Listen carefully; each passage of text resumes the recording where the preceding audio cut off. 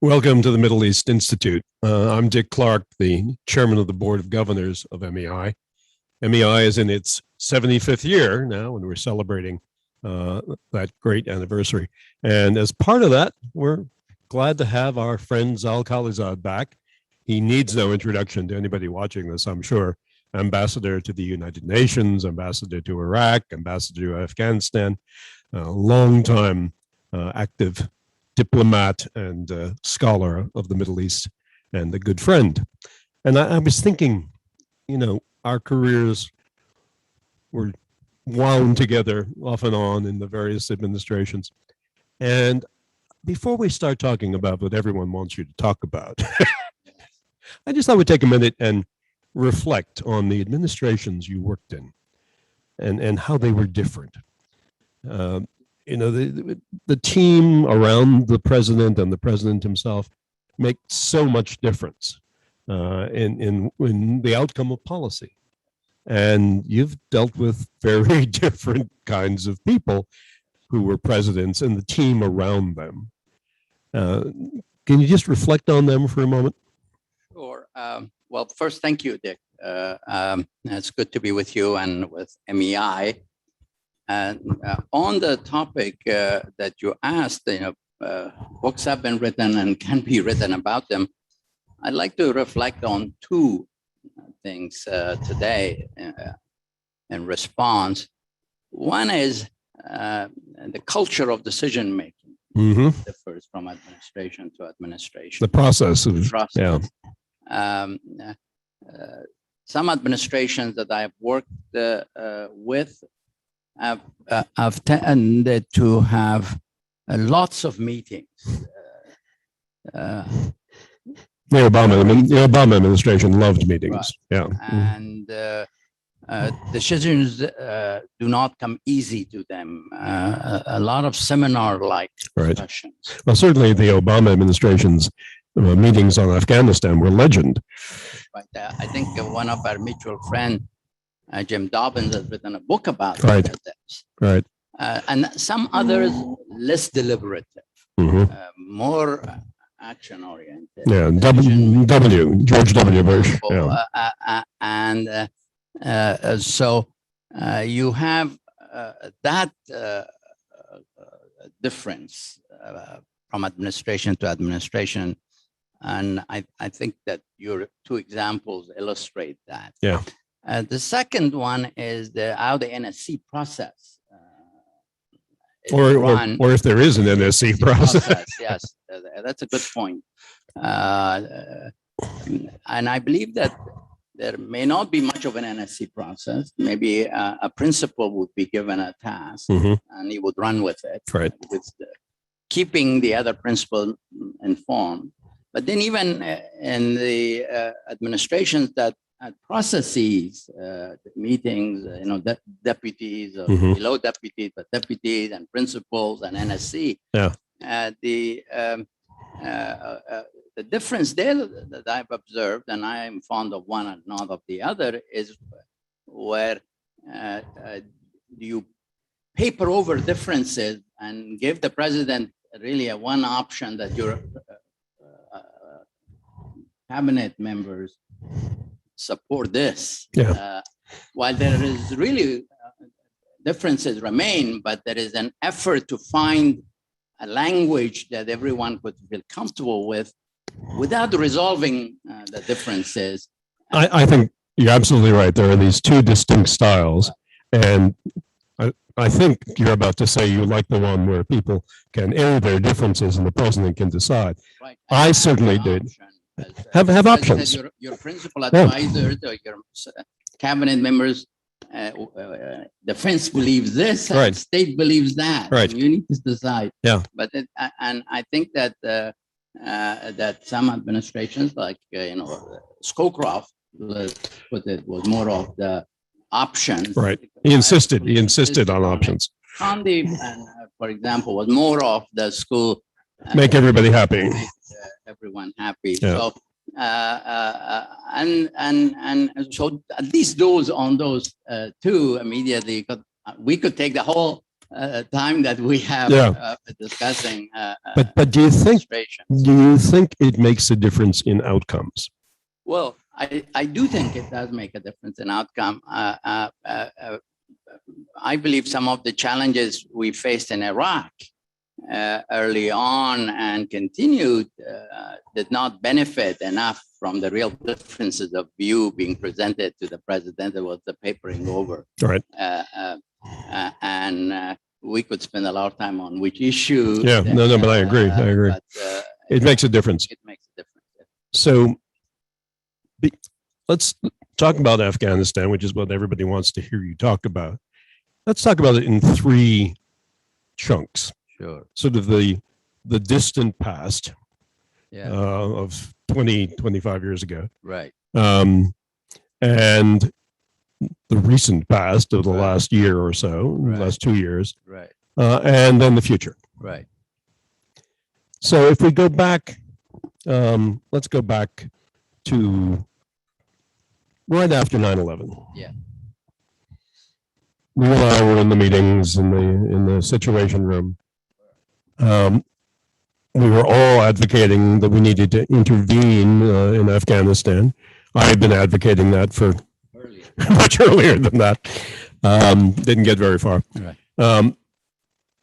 But I've been reflecting on those times, and I don't remember. We made the decision within a week to go into Afghanistan. Actually, I think we made it that night, but formally it was on the Saturday of that week. We first, I think, agreed on the Tuesday night, but I don't remember anyone saying our goal is to create a democracy. Our goal is to make the country a modern society. That wasn't on the table. You're right, and I think that's one of the issues that we could superimpose the process question on top of, and I think we got into that part over time. Right. The initial, of course, decision was out of anger, out of bringing those who had perpetrated the dastardly attack to justice. We, as you remember, give the Taliban an ultimatum. Yep. And then we went there, and then came the famous, God bless him, Colin Powell dictum: "You broke it, you own it." Right. So what do we do with relatively small numbers? You know all this initially. Well, yes. Initially, very small numbers, Very small. because we were holding them back for Iraq. Right. Well, I don't. The reasoning with Iraq may have been one. The other was we didn't want to give the impression of occupation. Right. Because the Afghans were known to be kind of extremely hostile, given the experience of other powers to occupation, and that we wanted to make it look as much as possible in terms of an Afghan process backed by the United States, right, with light footprint. And how did it change from that? Well, one was that the fundamental question that caused the discussion, and I don't know how serious the discussion was that in order to preclude Afghanistan from once again becoming a place where terrorists found a home, there were two options, so to speak. Either we do it, meaning U.S. troops, to prevent the re-emergence of Al-Qaeda, or we help the Afghans do it. And in that debate and discussion over time, it was decided, I don't know how deliberative it was, decided that it would be best to help the Afghans with us backing, that would be cheaper, less risky, more workable. And I remember having a debate and discussion about the size of the Afghan forces when I was in Kabul. with Secretary Rumsfeld, for example, in illustrations. And I think Condi and Steve were on the call by the NSC and Deputy NSC. And the Afghans wanted President Karzai. When we say the Afghans, essentially, that like the king's period, Afghanistan was a monarchy many people say it was never had any stability, but for 4 years there was relative stability. The country was quite united. Yeah, there wasn't a war going on, at least. The country was progressing. You see photos that have come out of that era. Women with miniskirts at the university, women, ministers, members of parliament. And Ban Ki-moon, in fact, in New York, told me that he was a young officer covering Afghanistan from the Secretary General Ban Ki-moon from Delhi. And when he used to go to Kabul every now and then to do a report, he used to get a long list of requests from the embassies and some Indians about products, Western products to bring from Kabul, because blue jeans were no in India and market, but Afghanistan was a free market. You could buy anything. Oh, that's funny. But now, of course, you see what has happened. The other way. But in any case, that they wanted 100,000, the size of their security forces. Yeah. And which they eventually. Eventually, of course, now we talked recently about 300,000. Right. But I'm saying at that time, so at least how these things happen. And Secretary Rumsfeld said, no way, that's too big. This is their way of getting their hands in our pocket, so to speak. We should keep it at no more between 30 and 60,000. And he wouldn't authorize. For the Afghan National Army, for the whole country. For the whole country, that they should have only a domestic security force and what have you. And we had thought that the war was over. We had defeated the Talibs. That they should have a kind of gendarmerie equivalent. And maybe Italians could help. Carabinieri. Right. And he wouldn't allow anything to go forward. I remember telling him to get to the 100. We're debating now. 6 months have passed, and we're not starting the force here, and you're not sending more forces.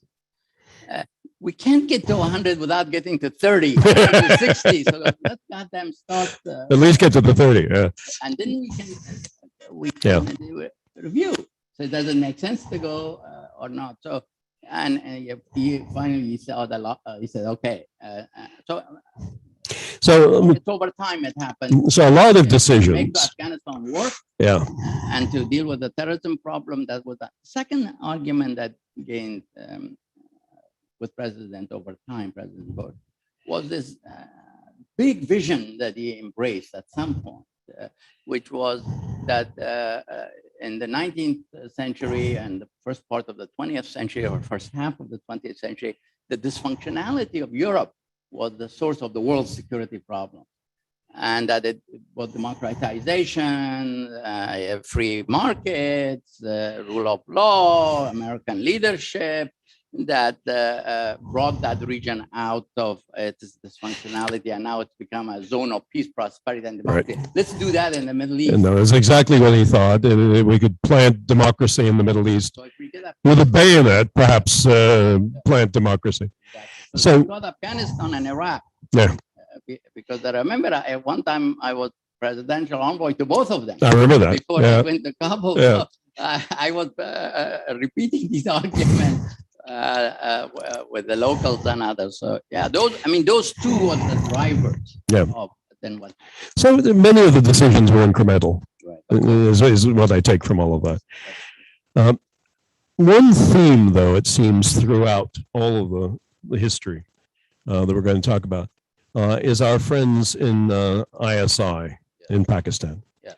And I thought before 9/11, that ISI had people embedded with the Taliban in Afghanistan. They denied it. Right. We knew it. Right. I think they also had people embedded with Al-Qaeda, but that's another issue. Can you reflect on the role of ISI over the last 20 years in Afghanistan? Yeah.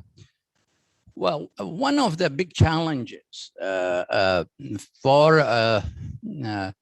achieving our objective in Afghanistan that we just discussed was that once we rejected initially, I think a mistake in my judgment, retrospect, reconciliation approaches by the Taliban that they would stay in their homes, not challenge the government, but they have to be treated with respect and live in honor in their homes. It took a while for the insurgency of Taliban insurgency To kick off. It took a while for it so by sort of 2005-06, it really was in high gear. And I believe that for that period, as well as for the subsequent period, one of the challenges that our military, and among many challenges, and the Afghan military that we helped faced, was the safe sanctuary across the border. Right. Because they and the Pakistanis, I think, played both sides of that. Sometimes they assisted in doing something about the sanctuary, and sometimes they encouraged it. But the Pakistanis were helpful on Al-Qaeda, and they were helpful in terms of overflights, but not helpful when it came to the Taliban. The sanctuary to close it, and I think for insurgencies to have a safe sanctuary is a huge asset. Right. The mistakes that we made and the government made in Afghanistan, of course, also helped. The Taliban ideology that they strongly believed in, that this was almost a divine mission that they were on, obviously helped. The commitment to the mission on the other side was well, that's right. Well, Pakistani ISI created the Taliban, or took a very small thing that was the Taliban and blew it up. There is an argument about that. That the Talibs that I have talked to deny, which is that they were the product, they believe, of the post-Soviet disintegration and warlordism. That's true. That's absolutely true. Which ISI wanted to end. Well, I mean, you also hear from Afghans that ISI or Pakistan wants to keep Afghanistan weak and divided, because any Afghan group, when it's united and strong, would be anti, or at least run by their friends. But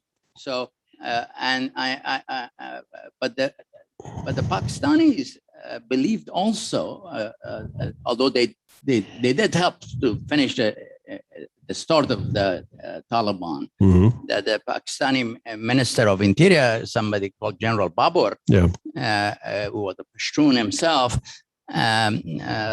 when they wanted a degree of stability, especially in the south and west, for transportation to Central Asia, which had become open, and Iran. Exactly. And that they did help. But over the years, the Taliban sanctuary was important, and the Pakistani policy was very complex. But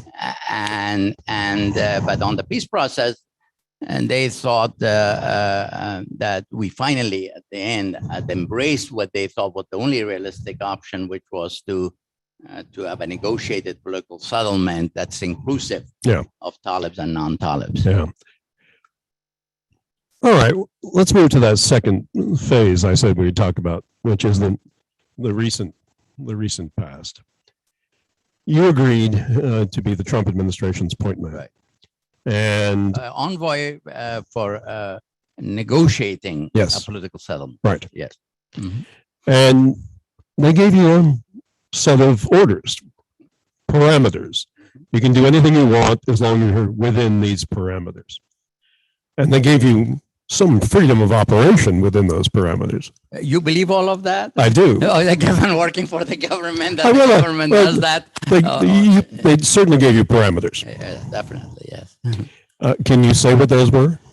Well, I mean, first of all, I worked very closely with Secretary Pompeo. He was my boss, and interacted with him. And the parameters were that first, to clarify that the President of the United States believes that the war in Afghanistan is too costly, 40 billion perhaps a year. And given the situation in the world now, 18. Bring it to an end. Yeah, is that this is not sustainable. We have China. I mean, there was some argument whether we were spending more on Afghanistan on some aspects of our competition with China, which I won't go into here.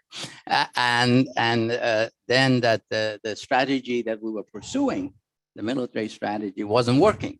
He initially had given the military under General McMaster's influence in the White House more resources and more freedom to implement a military strategy that would produce success. Yeah. And that wasn't happening, that we were losing ground each year to the Talibs.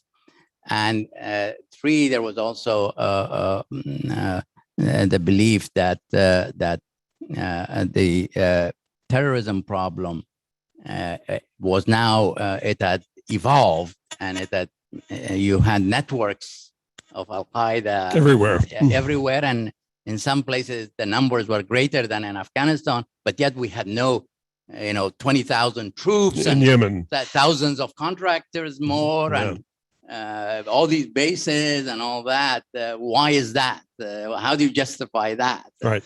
So all good questions. Good question. Yes. As a result of this, there came a judgment that shall we explore a political settlement where we would reduce and withdraw our forces over time, and Talibs gives us assurances and guarantees on terrorism, and the Afghans end their long war by negotiating with each other.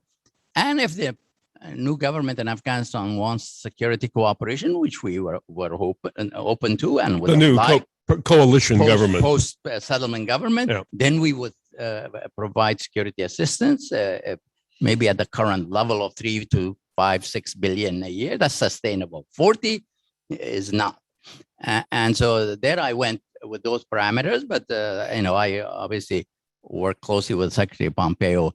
In the Trump era, a particular principle in the case of Afghanistan, Secretary Pompeo was given the lead, but he interacted with, I briefed the Secretary of Defense and others regularly. Sure, and our friend General Fenzel was your military advisor. A great guy. Yeah, yes. He went with you everywhere. Yeah, I had an interagency team because it's a war, bringing a war to an end. There are a lot of stakeholders that I'm sure you know quite well. Yeah. So it was not only him. I had very senior people from other parts, other government agencies, as we say. Besides diplomats, I had. And you found the Taliban were willing to talk. Very much so. And we also, obviously, I went first to Kabul to talk to the Afghan government, to President Ghani and to others. And they weren't happy. No, they were happy. But they wanted, they thought the war coming to an end is a good idea. I mean, no Afghan could oppose that. Right. But they would have liked, obviously, for them to lead the negotiation with the Talibs. But for us, when we started in Afghanistan after a period, then we embraced the idea. Initially, we rejected it. The slogan was to bring them to justice.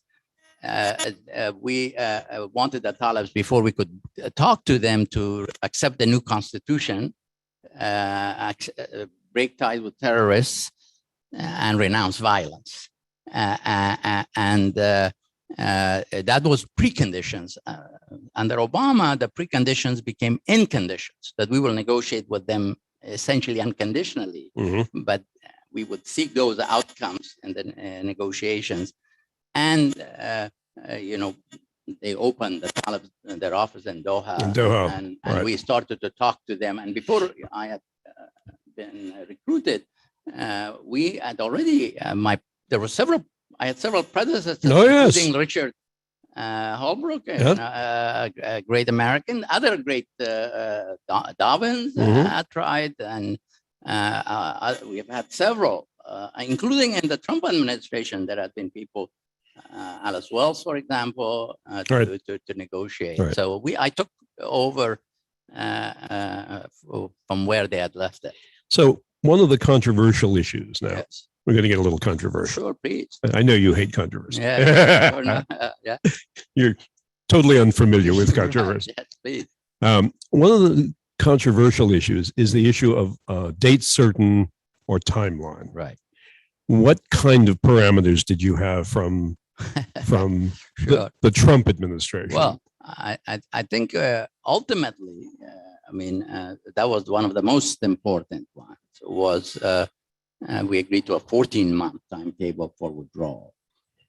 I believe personally the president would have been happier if it was shorter.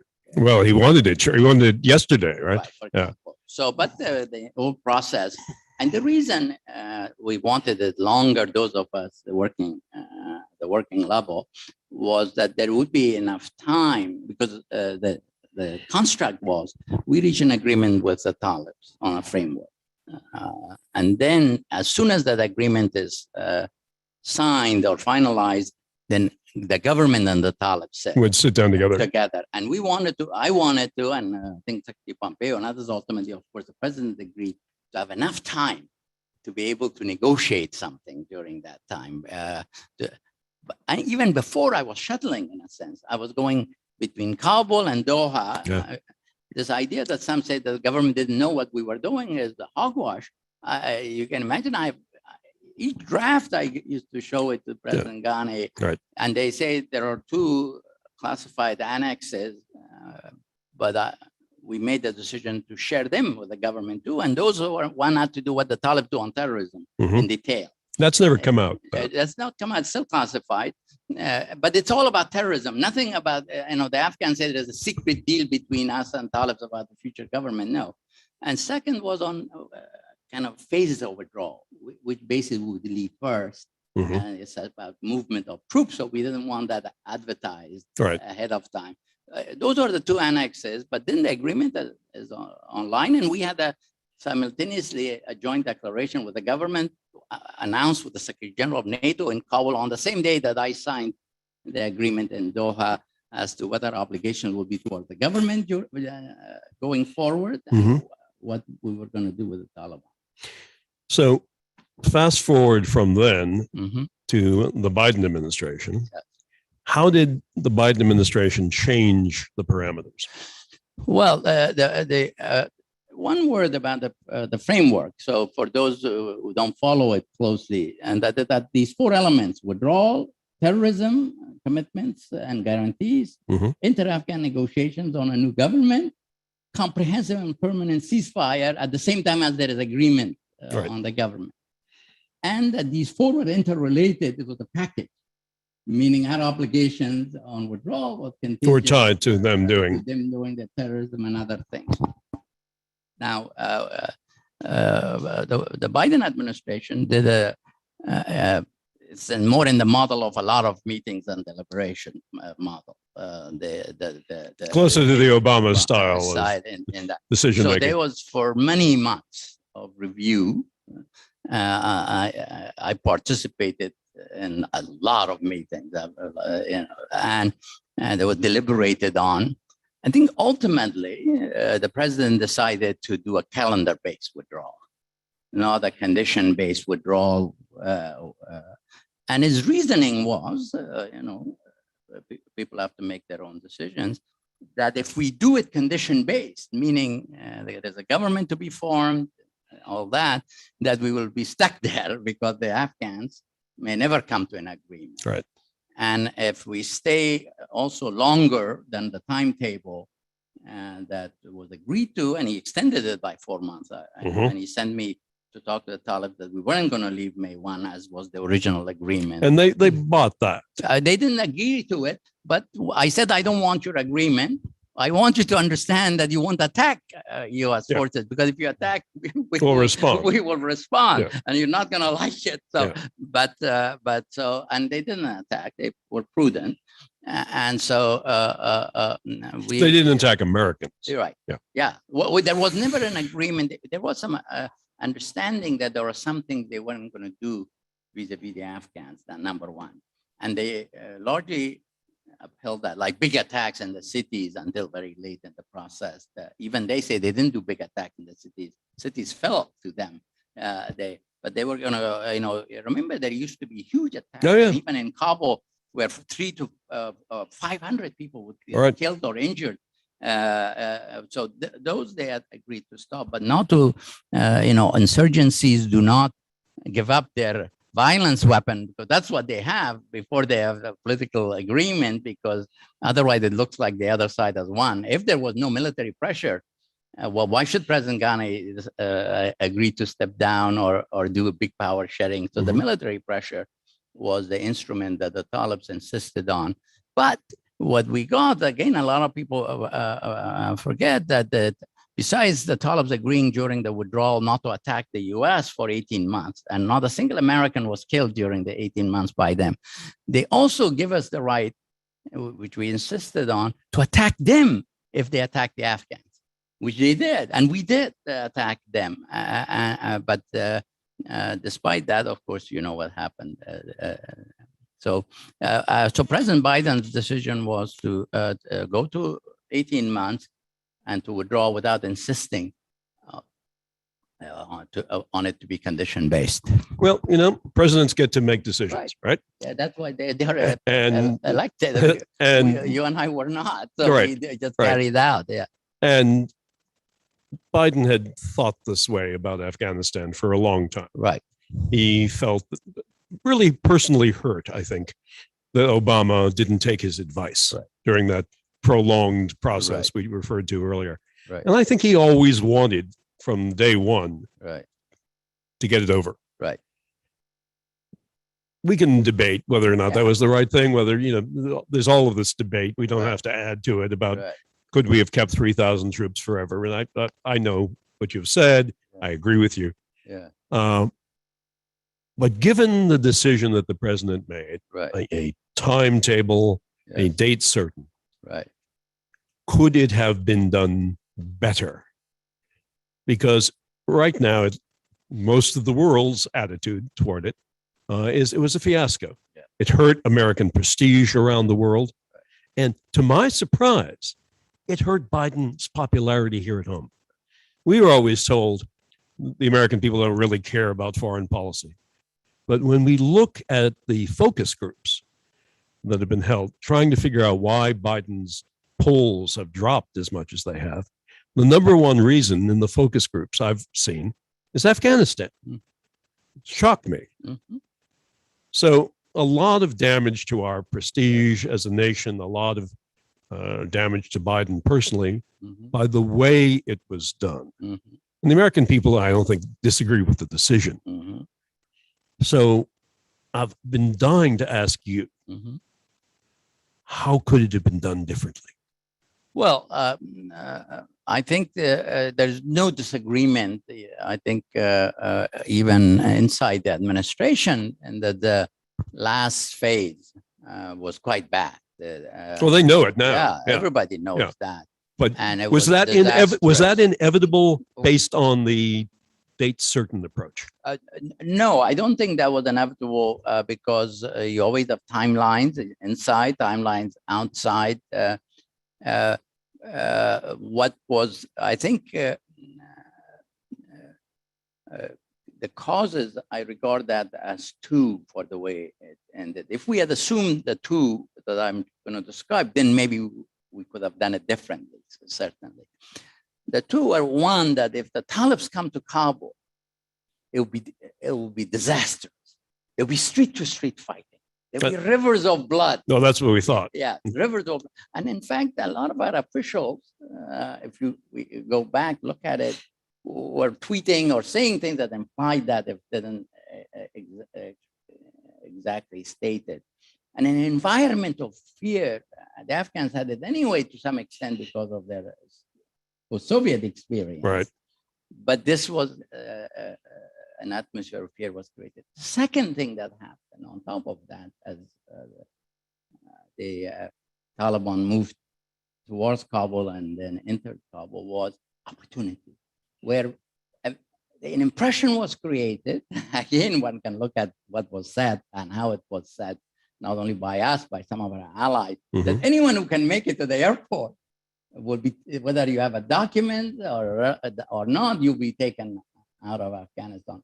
So this fear on the one hand and the opportunity on the other one, that created the situation where thousands were rushing to the airport. And we didn't even have enough forces initially to control the airport. And we relied a lot on the Talibs who were in Kabul. And they cooperated to a point. I think that I am quoting that everything we asked them, this comes from one of the military leaders in there, they did it, both on ISIS as well as on the movement. So if we had assumed that this is what was going to happen, then we would have changed the sequence of things or location of things. Yeah. Where to withdraw first. Right. Where to withdraw last. So I think this will be studied, obviously, very closely and among many other issues. But this would be my judgment that what changed. This was not assumed. Right. This kind of scenario. We can ask why they didn't know. Yeah. The other controversy right now, and there's been a recent release of information about the intelligence community's estimates. Right. And the recent release suggests the intelligence community got it wrong. That they thought at least 6 months, at least Kabul would be under government control for at least 6 months. Yeah. And I have the impression that we had no people in the field, no people in the cities outside of Kabul. That our military advisors that had been embedded with the Afghan National Army in the various cities had been pulled. And I don't think the other government agency had too many people out in other cities. We were kind of blind. Well, I'm not going to get into what the intelligence folks said and what the estimates were and the kind of judgments. But clearly we were kind of blind. We were obviously caught by surprise by with the magnitude and both in terms of the speed of the collapse of the government. Nobody could envisage a scenario or had been envisaged that President Ghani, after reaching an agreement with us, I negotiated it, and General McKenzie was in Doha for Talibs not to enter the Kabul, and for President Ghani to stay in power for 2 weeks, and for him to send an authoritative delegation to Doha, and names of the delegation. Well, Ghani had to stay there for that. Yes, and for the delegation to come and do an inclusive government. We initially were talking about power sharing, but with the balance shifting, the Talibs changed the language from a power sharing 50-50 or something to an inclusive government, and Dr. Abdullah and President Karzai and others were going to come. But with him, the same day that this announcement was made by the Talibs and by his chief of staff on behalf of the government of Afghanistan, was with the president in the palace in the room where these discussions were going back and forth. Then within a few hours, he had gone, and the forces in the palace and in the country, once it became known that he had departed, sort of disappeared and went home. And a Baghdad scenario was in the process of getting formed, with ministries being raided of their valuables and maybe potentially banks, so that the people were asking come in to the Talibs to come in. The Talibs came back to us that evening and said, "Do you want to take responsibility for Kabul? And if you don't, would you object if we would, what if that, then we would, in a sense." So and that environment, and given the background that I described, this, if Talibs come into Kabul, what the situation would be in these announcements, we got what we got. But we were blinded to a significant degree. Yeah. I'll say it. You don't have to say it. I think there was an intelligence failure. When I heard President Biden talking about why the... But there were people, I have to say, on that who were more alarmed that the Afghan forces might collapse at a faster pace Mhm. than Than the some estimate. of the earlier estimates. But those were changing, however. After it became obvious. Yeah. The one thing that, that really bothered me, Yeah. excuse me, in what President Biden said at the time, Yeah. was he denigrated the Afghan National Army. And he essentially said, if they're not willing to fight, why should we? Right. And they had fought. They had fought for years. They had lost enormous numbers of people Right. fighting. Yeah. And once the United States pulled air cover, Right. even pulled the maintenance people for the little Afghan Air Force. Right. Once we said, you're not going to get medevac, you're not going to get reinforcements, you're not going to get supplies, you're not going to get air cover. I tried to put myself in the shoes of an Afghan commander in, Herat or Kandahar or something. Why would you fight at that point? Right. If the alternative was that you could survive, your troops could survive, you wouldn't be taken away and shot, you wouldn't go to prison. If the Talibs and their ISI friends came and negotiated with you, why would you not give up at that point? I can't imagine any military commander under those circumstances continuing the fight. Well, I think what the president was talking about, the sheer numbers on both sides. Here you have on one side Talibs, 60 to 70,000, perhaps.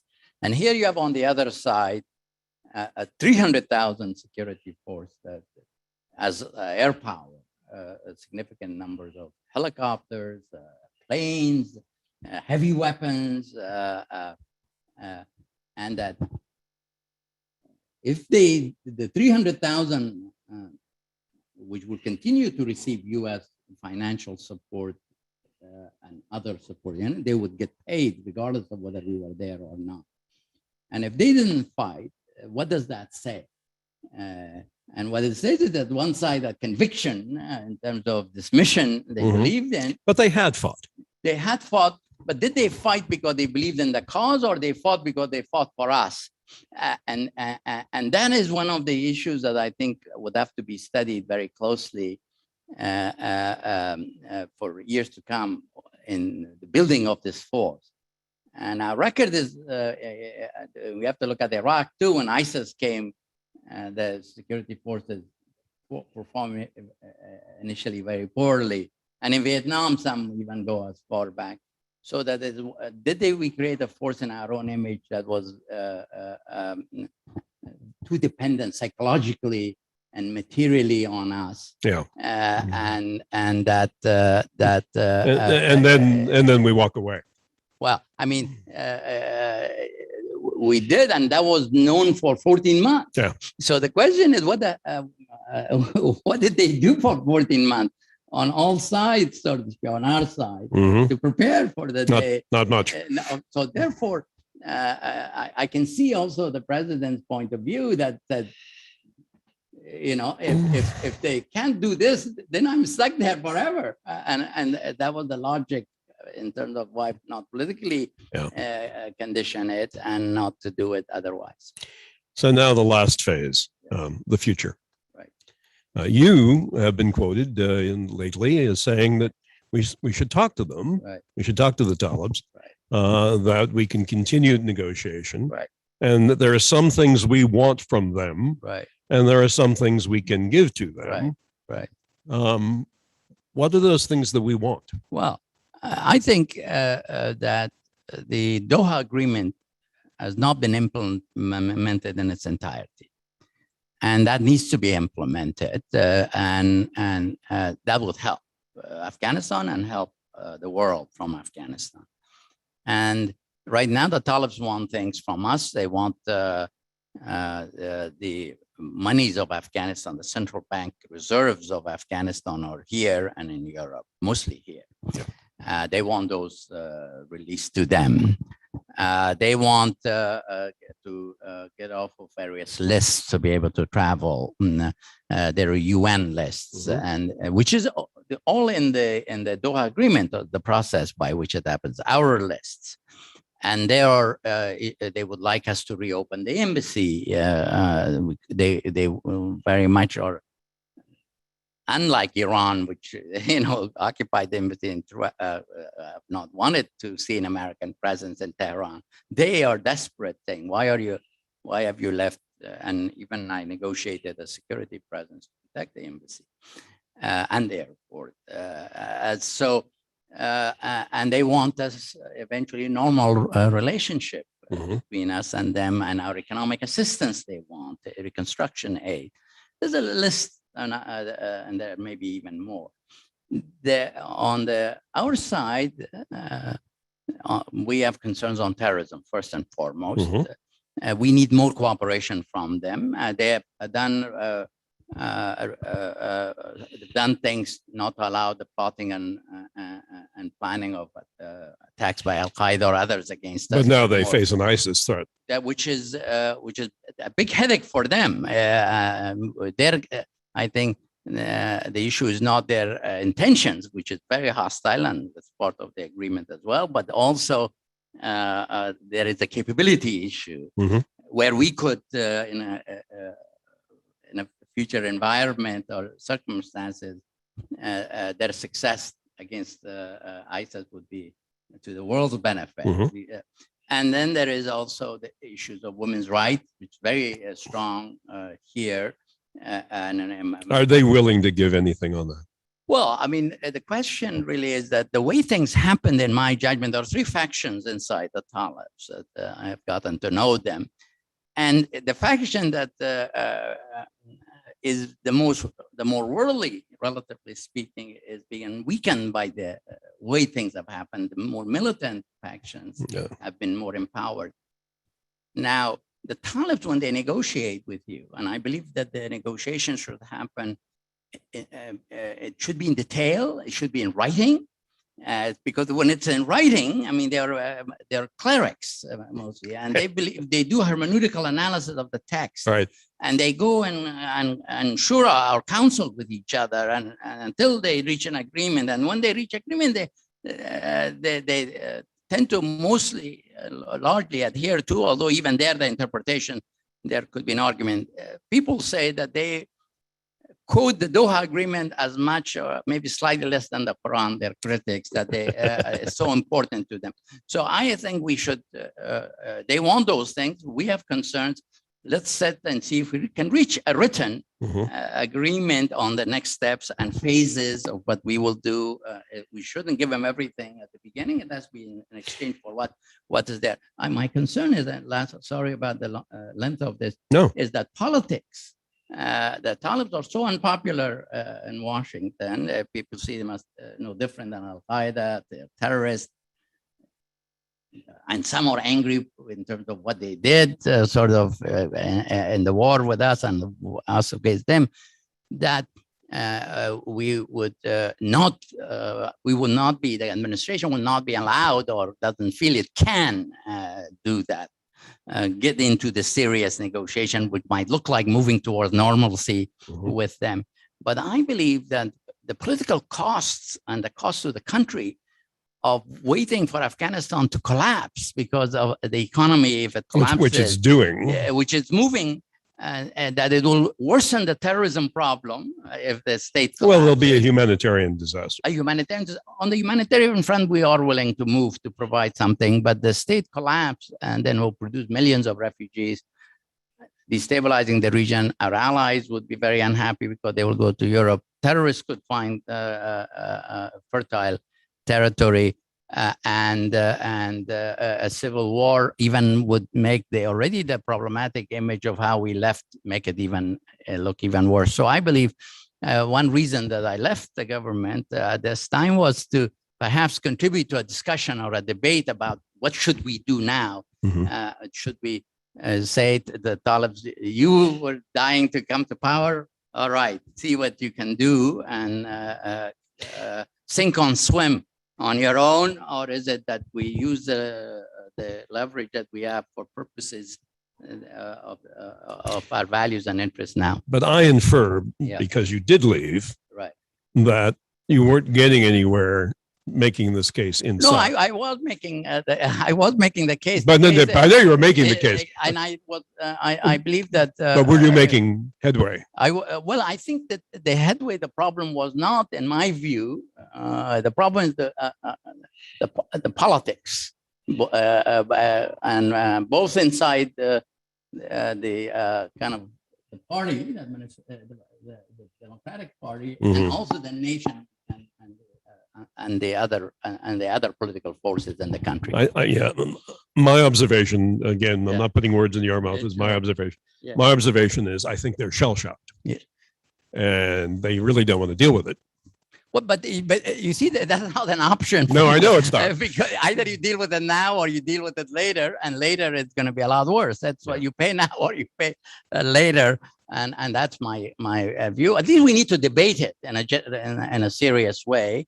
And then in a deliberate way, we shouldn't sleepwalk into a terrible situation. But if we make a deliberate on it and then say, this is, we're willing to live with the risks. And are there people, you think there are political constraints on the Biden on the administration? Yes. Are there people on the Hill that understand what your point of view is?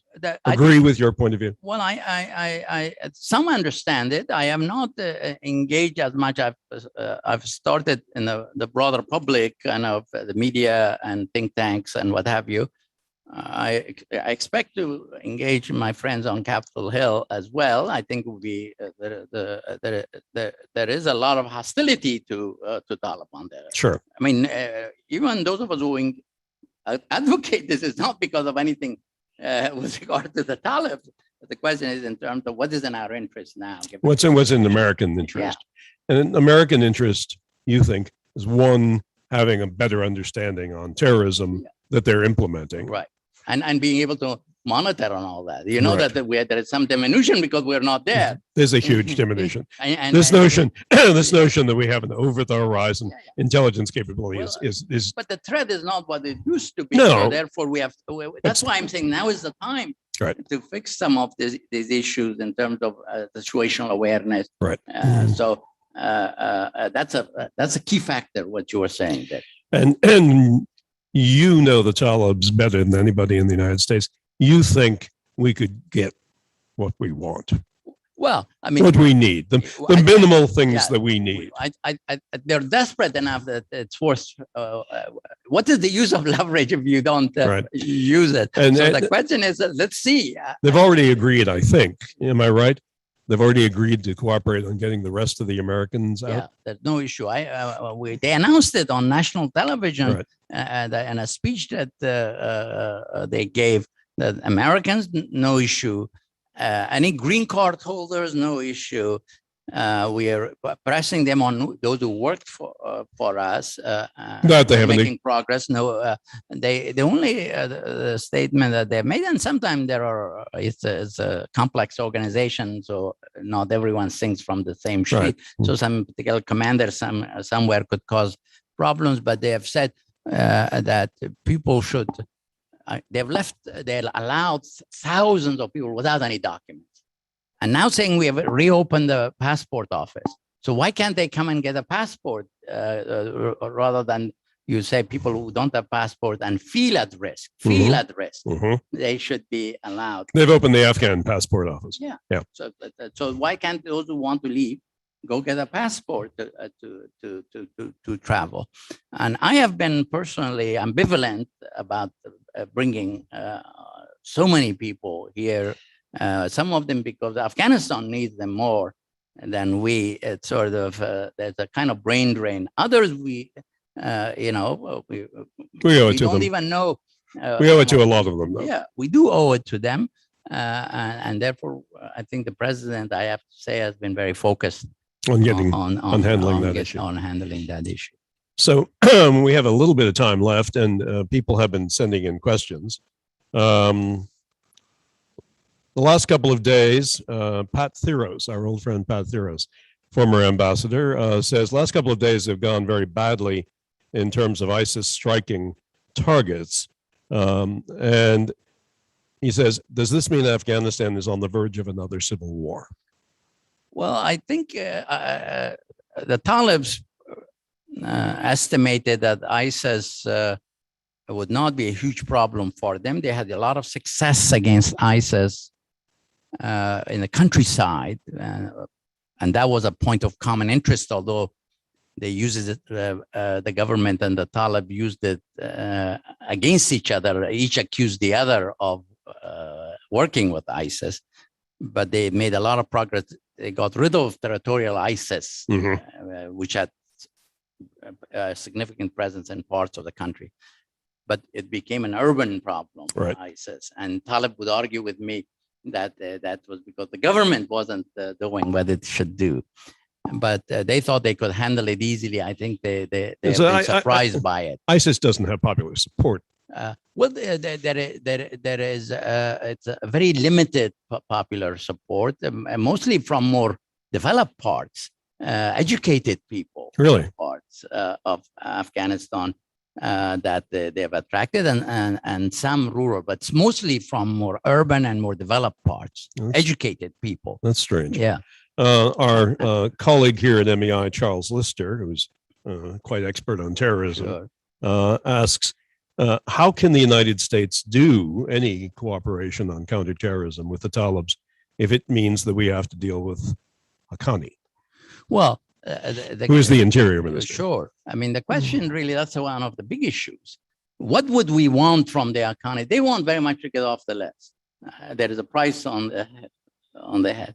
So is there, once you get on the list, there is a process for getting off the list. So the question is, how do you get to that?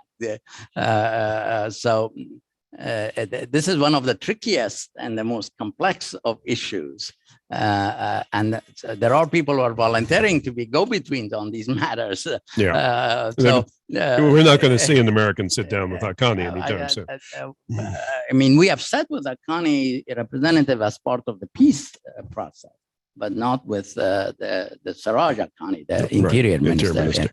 Julie Kim asks, what can we get Pakistan to do to help our situation with Afghanistan, and what leverage do we have left with Pakistan? Well, Pakistan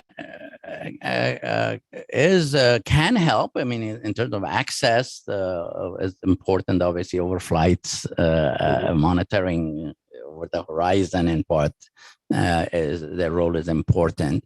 Also, I think Julie probably means diplomatically. Diplomatically, they have relations, although sometimes we exaggerate whether the Afghans that you've been friends with, when they are in their own country, they would listen to you as much as they did when they were. Right. And even then, they perhaps didn't always listen. We learned that ourselves from dealing with some of them.